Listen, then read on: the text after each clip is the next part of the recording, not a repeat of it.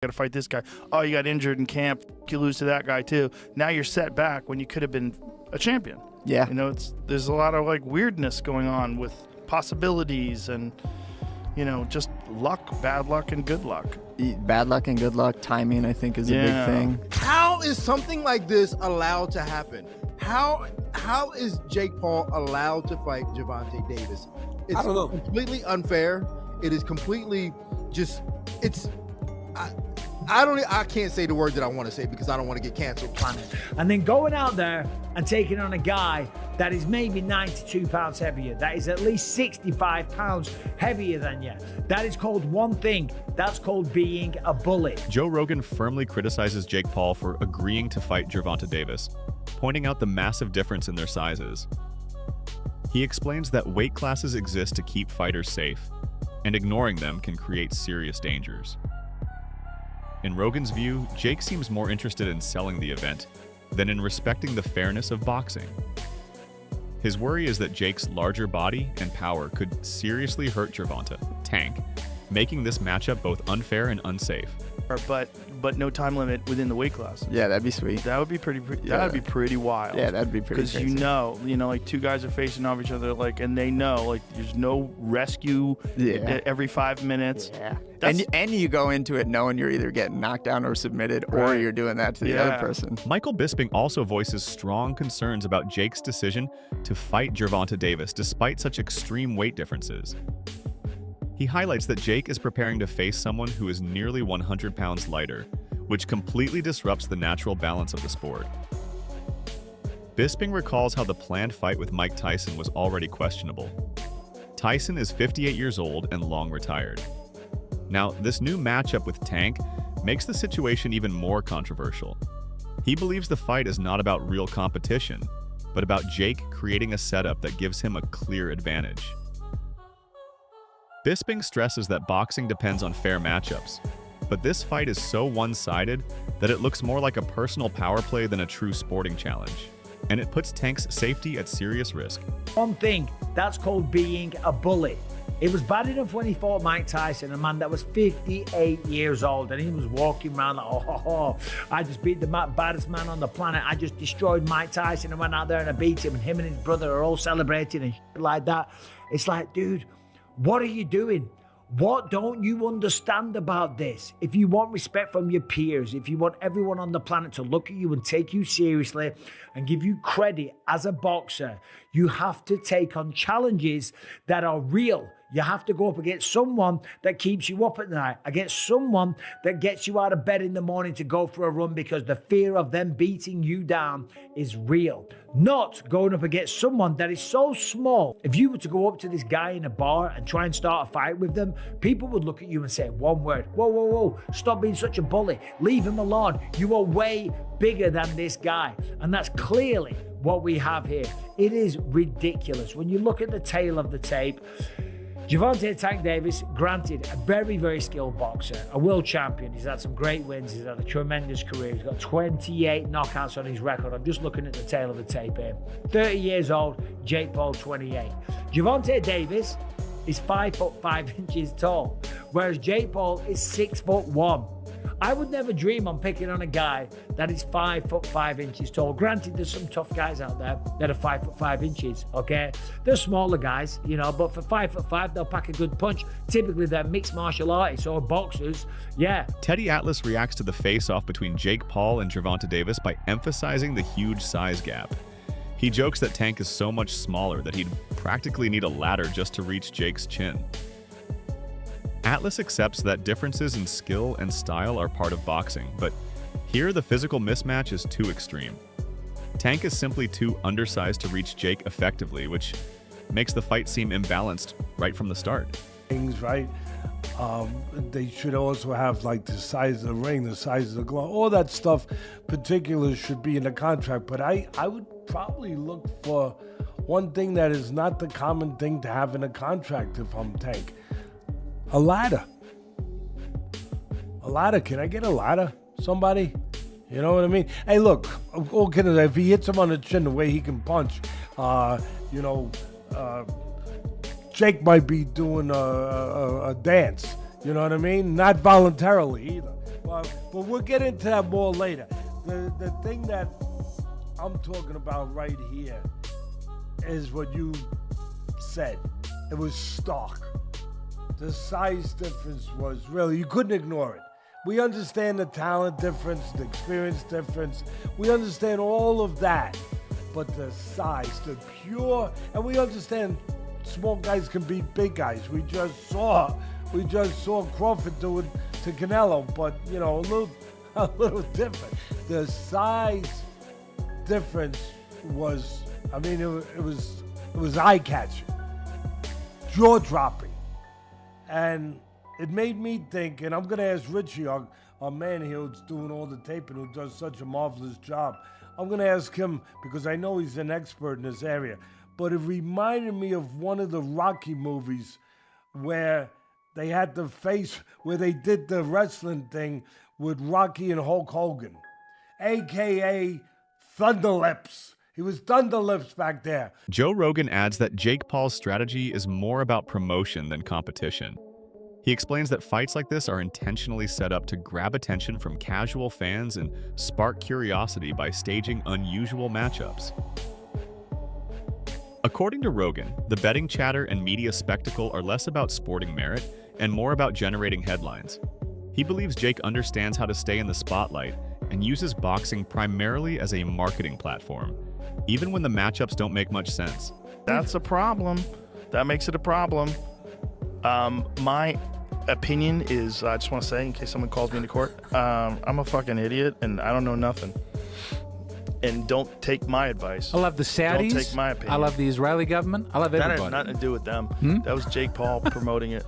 You know, it's just like, but doesn't bother me. There's compromising the sport, and that's like bad. It's just like if I bet on it, watching it it the is fuck out hard. of me. Watching it with people who are so in on it, and then also man, the sports betting apps, they introduced like chat apps in them in Australia. So it's like they're trying to take the place of social media companies where you go together and you meet your friends. Like betting should be exciting enough without having a weird. They're just trying to draw you in. Thing. They're just trying to make money, right? So they're trying to draw you in any way they can. Leonard Ellerby shares that Gervonta Davis was not mentally prepared to face Lamont Roach at the time.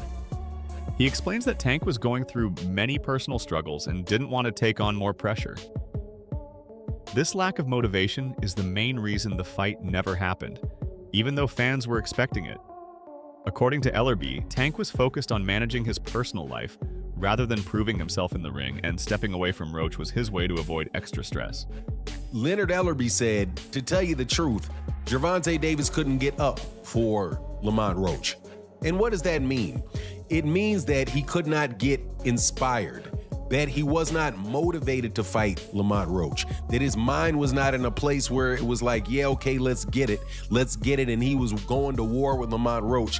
He was going through the motions with Lamont Roach during the training camp and could never really get himself motivated to really give the best of himself against Lamont Roach, and that probably affected him during training and during the fight. And that is something that can happen, especially if you really look back on what happened with the Lamont Roach fight and all of the ups and downs about that fight being made. Because first, if you recall, he wasn't supposed to be fighting Lamont Roach. The person he was supposed to be fighting was Vasily Lomachenko. You know, the guy that everybody says that he doesn't want to fight, that he didn't want to fight. Gervonta Davis was up and prepared to fight Vasily Lomachenko. So it shouldn't surprise anybody that if he tries to make a fight with Vasily Lomachenko, that fight doesn't go through. Then he tries to make a fight with Lamont Roach. He can't get the fight done for Houston with Lamont Roach because there was all kind of venue problems and drama going on around Gervonta getting a venue in Houston.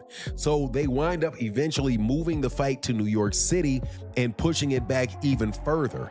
So not only is it a fight where he didn't just jump out of from his last fight that he had and jump into a fight with Lamont Roach, he got held up. And then also during that period of time, he had to spend some time in jail for a parole violation after I believe that might have been after the Lamont Roach fight. Reports reveal that Gervonta Davis is planning to retire after his upcoming fight with Jake Paul. Insiders say this decision is driven more by a desire for financial security than by legacy or titles. Observers point out that Tank seems motivated mainly by the large, guaranteed purse rather than career ambitions.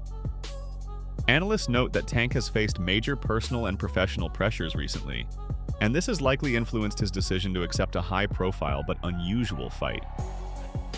In this light, the Jake Paul matchup looks like a strategic business move, a way to maximize earnings and ensure financial stability before walking away from boxing. Like, let's go band for band on what you make. Again, there's nothing wrong with Tank going to get his money, but let's all be clear that that's all the fight is for Tank. He's telling you without telling you that he's fighting Jake just because he's getting $40 million. So when we talk about boxing being dead, Tank has to line up at the front of the line. I can't blame him, but don't throw around, oh, boxing's dead and people switch sides and all of that. You chose not to be great. That's it. You chose not to be great. Stuff like that, choices like that will kill boxing. For sure. On a competitive level, it won't kill it on a business level. On a business level, until people run out of interest in these kind of matchups, it'll do well. On a competitive level, choosing not to fight the best will kill the sport. So maybe it's better if people like Tank aren't in the sport. And I don't even say that because I want that to be the case. I think Tank is ridiculously talented, but you can't want a fighter to fight more than what they want to. You can't. Tank fans or Tank people that like Tank and think he's one of the best, you can't want it for him. And then Shakur came back with, that's how I know you soft. I can't even go back and forth with you soft ass. You rather pop to me on social media than get in that fire and get embarrassed. I get it. Peace and blessings upon you, cuz. He says, the people got your chest out so bad. You talking like you a killer, forgetting that you the one that runs, bitch. I'll be bring the fight to you. This dude, a made-up character. Quote, blessings upon you. Clown-ass dude, wanna be Kevin Gates. Oh my goodness. I mean, here's the thing though. You can't say that stuff about Shakur if you're not willing to fight him. This is the point I think that we're going to come to today, is that Tank can say all this stuff he wants, but if you're not willing to fight Shakur, then none of it means anything anymore. Even if you believe that Tank is going to knock him out, even if you believe that Shakur's a runner, or that he's not in the trenches, or he's not a boxer that's willing to bring the fight, or whatever, none of it matters. You're talking from the sideline because you won't fight. Daniel Cormier says he's shocked by the way this fight between Jake Paul and Gervonta Davis was arranged. To him, the entire process looked flawed from the very beginning. He recalls the press conference, where even Tank seemed unsure about which weight class the fight would be in. For Cormier, that's not a small issue. It's a clear sign of how unusual and poorly structured this matchup is. He also highlights the massive size difference between the two fighters, emphasizing that Jake Paul is simply too big, and that such a clear disparity should never be overlooked. Cormier questions how a fight with this kind of imbalance was ever approved by boxing authorities. He believes it threatens both fairness and safety, showing how entertainment is being placed above proper competition. In his view, this fight reflects badly on boxing standards and sets a dangerous precedent. Jake Paul. Yesterday they had their first press conference. One of the most recognizable things is Jake Paul is huge compared to Gervonta Davis. And two, Gervonta Davis don't even know what weight they fighting, D. Maximum weight of 195 pounds for this exhibition. The fight will be contested over 10 3-minute rounds. I said it was 190. The fight is 195 pounds, Tank, as you know. DC, I watched this. And we have our priorities way misplaced when we're talking about boxing. Like, everybody's complaining about this Ali act and all. Like, how is something like this allowed to happen? How is Jake Paul allowed to fight Gervonta Davis? It's I don't know. Completely unfair. It is completely just, it's, I can't say the word that I want to say because I don't want to get canceled, but this fight should not be happening. And the press conference was embarrassing. Gervonta Davis should not have a mic in front of him. It was absolutely embarrassing watching this thing.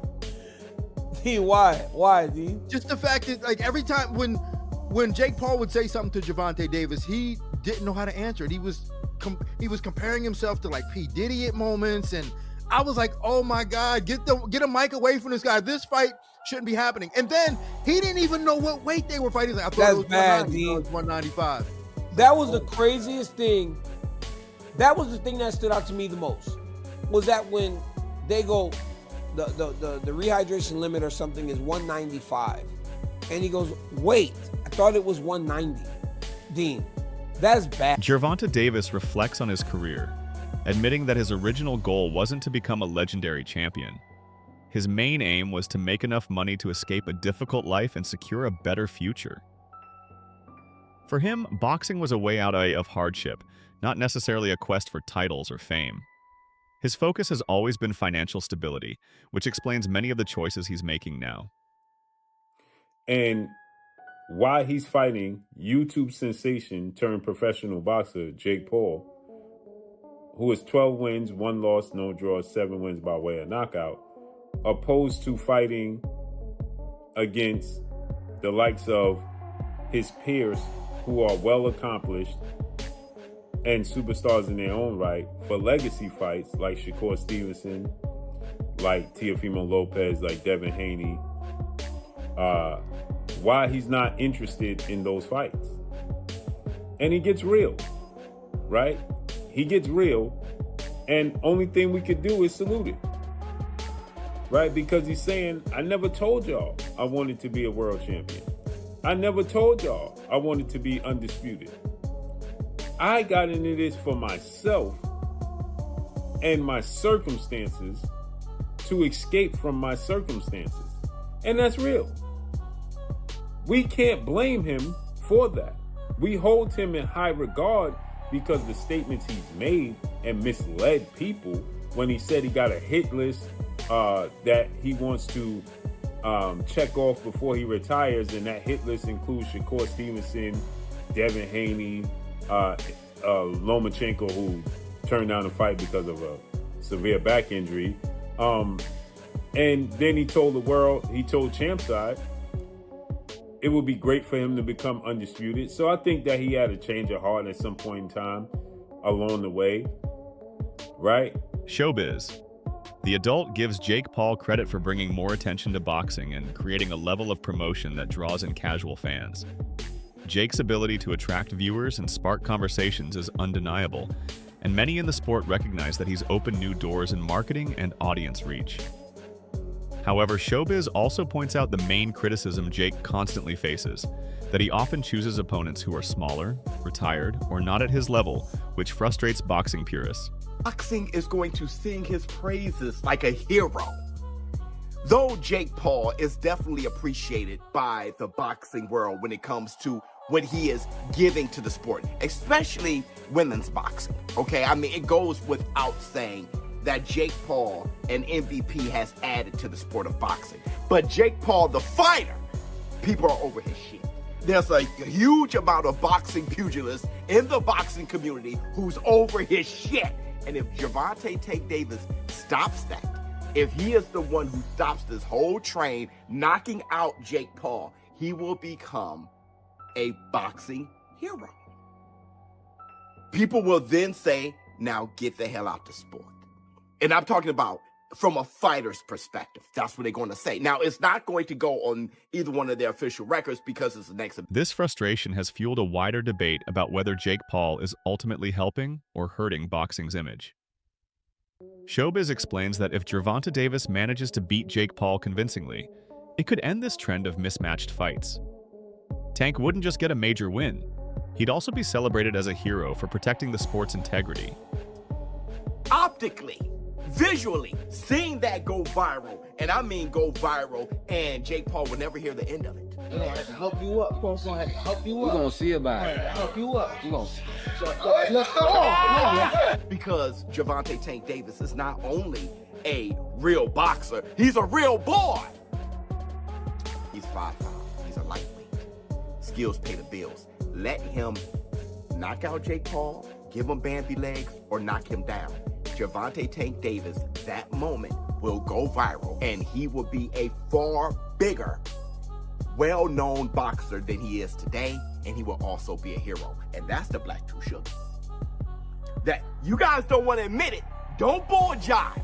Think about it. That's it for today's video. Stay tuned until next time. That's all for today's video. Stay tuned for more updates. Until next time.